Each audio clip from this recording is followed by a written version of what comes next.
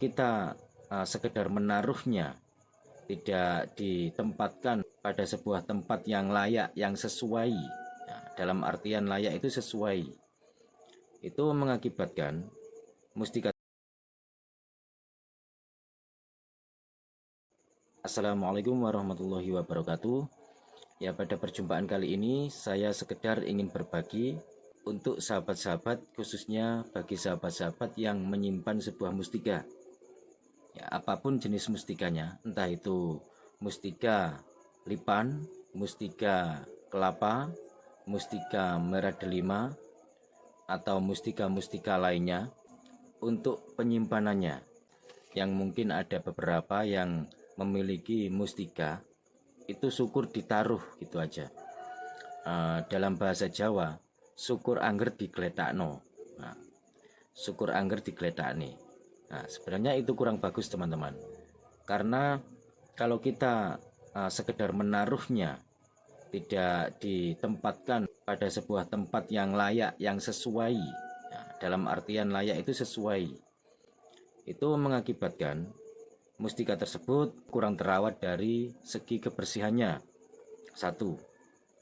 Dan jika mustika tersebut kotor atau kurang terjaga dari kebersihannya, termasuk debu, terus lembab dan lain sebagainya, maka itu akan mempengaruhi, terutama pertama mempengaruhi fisik mustika tersebut, yaitu mempengaruhi bendanya, sehingga tampak kotor. Sesuatu yang kotor itu kurang baik tentunya.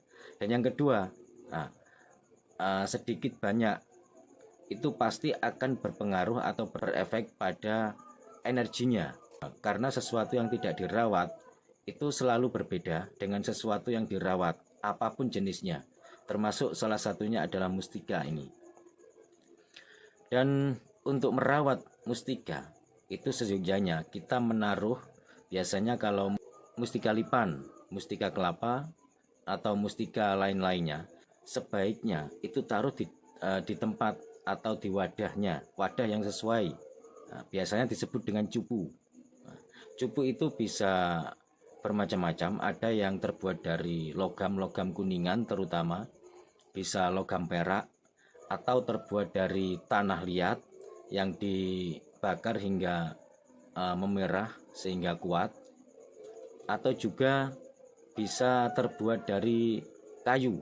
Nah, itu juga bagus teman-teman, terutama buat kayu-kayu tertentu yang bertuah seperti setigi, cendana, dan lain sebagainya.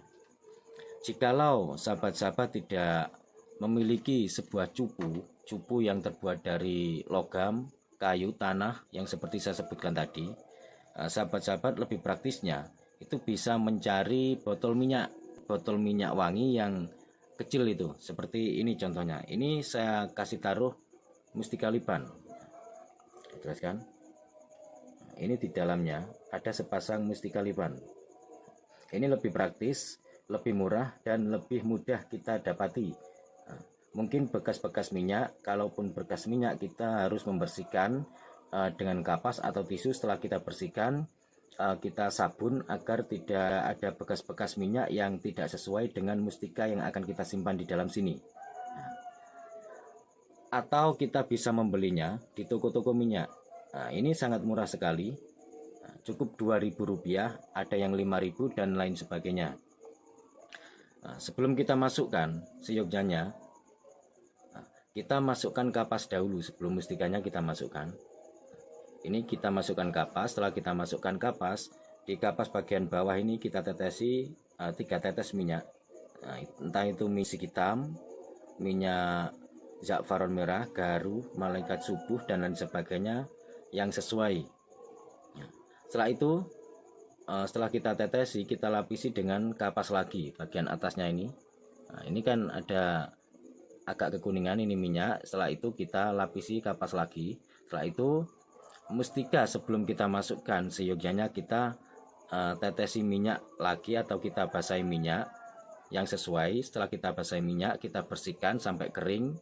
Nah, meskipun kering, mustika tersebut masih tetap berbau minyak wangi yang kita teteskan tadi. Setelah itu kita masukkan. Setelah kita masukkan di sini, nah, ini ditutup dengan kapas. Setelah tutup dengan kapas, kita tutup dengan penutupnya botol ini. Oke, baru kita simpan di tempat yang aman, di tempat yang jauh dari keramaian, terutama di tempat yang jauh dari jangkauan anak-anak. Oke, sekian dulu dari saya. Semoga tips ini bermanfaat.